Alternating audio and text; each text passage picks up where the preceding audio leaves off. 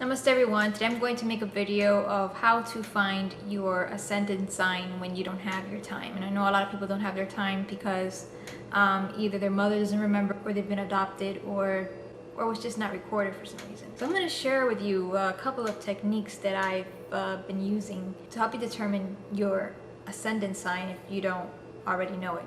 And recently I've had this task placed upon me, and during this mission I have been putting together how to explain this video. So you already know your birthday, but you don't know your time. You're going to have to look around you.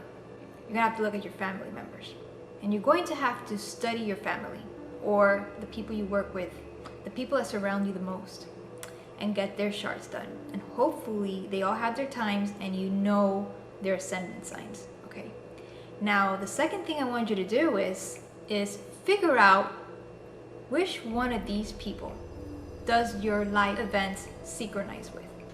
For example, if Mars happened to enter someone's 8th house, all right, and everything just turned around, okay, chaos, absolute chaos, and they had a lot of obstacles, and you happen to be going through the same thing that person is going through, all right, chances are you have Mars transiting your 8th house.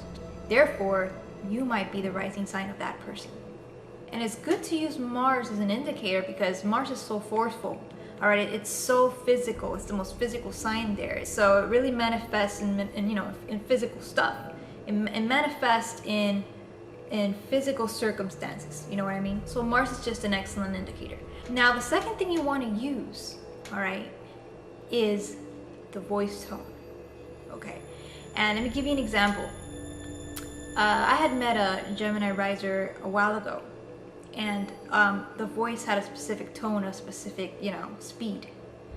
And as time passed, I met another person, all right, that did not know their time. However, that person sounded exactly like that person. Exactly. Same kind of mentality, all right? And I was saying to myself, my God, this person, really does sound like that other person. And that person was a Gemini riser. So when I started to put that person's events together, it synchronized with the Gemini riser. So I said to myself, there's no doubt in my mind that this person is a Gemini riser. There's just no doubt. It's just too many coincidences, all right? Now, another thing you want to take into consideration while exploring your possible ascendant is that you have to remember that sometimes when you have a stellium in a certain constellation, you might have the attributes of that constellation. For example, if you have a lot of Sagittarius placements, you're going to be a lot of a Sagittarius. So it doesn't necessarily mean that you're a Sagittarius rising, which you could be, but just keep it in mind and write it on a paper and see it as some sort of potential, okay? And if you do think that you are a Sagittarius rising, but you have a stellium in the 1st house, then what you could do is you could try and see if you could find someone else who has Sagittarius rising, and try to see if those events tie up to you. It's a great way to find what time you were born.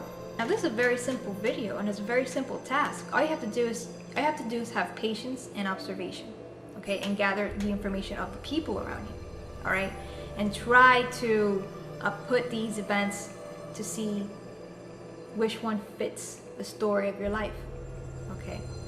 And once you get a rising sign that you think you are, then you start to put it to a test. You start to get your calendar and start to act like that ascendant and see and test it to see if it follows through.